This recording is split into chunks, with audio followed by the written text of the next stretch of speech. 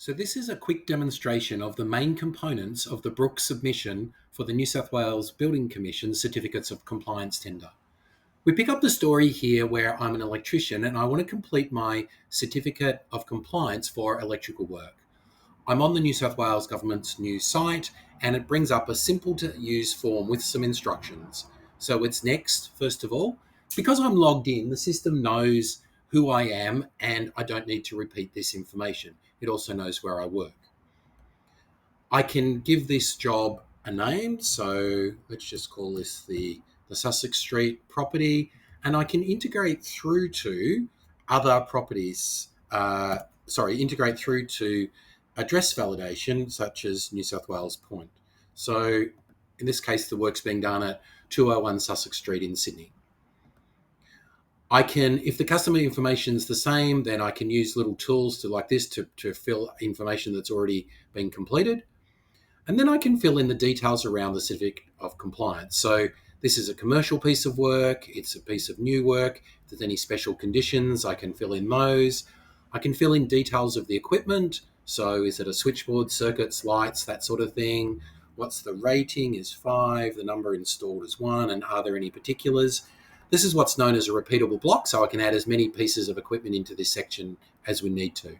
Same with meters. I'll just skip over that for brevity.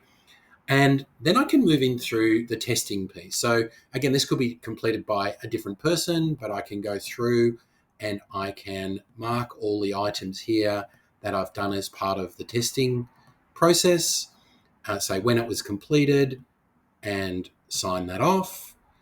And next, as an example, we thought that we'd show you that you could calculate and charge fees here, and the fees can be based on the type of work or an application, and provide a link through to a payment gateway where we could do that. But we'll skip over that for brevity now. Next, I can just say who is the energy provider. This was for Ausgrid. And then finally, sign this confirmation before submission. So now the certificate's been submitted. The reference number here is 1023. And in this case, we've just worked out an amount that we could charge if we wanted to. Let's go now and have a look at the internal view of what that looks like. So if I refresh the internal view here, we'll see that Sussex Street job 1023 is now in the internal view, and I can look at that certificate of compliance for electrical work. I can see the reference. I can see here that there's been a risk score calculated based on a configurable business rules engine, and all the information that I recorded on the form is now recorded in the certificate here. What I want to do though is, based on this risk score, I want to create an inspection. So I simply hit the create inspection button. This is linking Salesforce Public Sector Solutions through to Salesforce Field Service Lightning for the inspection.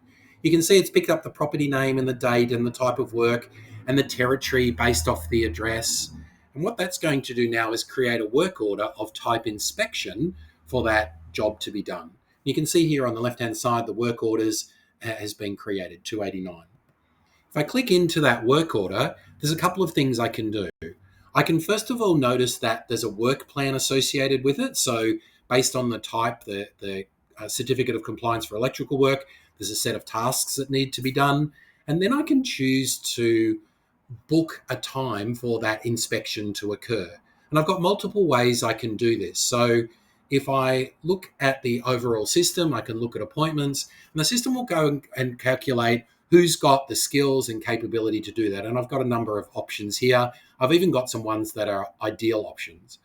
I can also, though, go through and look at who are particular candidates for this based off the skills and availability of the inspectors. So I can see here there's 3 that have been noted, and I'm going to grab this one for Ben Bates, and it says I can choose to allocate this item to Ben Bates. You'll see here this service appointment is the way that a service appointment is the time that a work order needs to be done. I can schedule that and allocate that to Ben Bates. If I want to look at how that looks from the field service perspective, I'll change my view to an overall scheduler and look at the dispatch console for field service.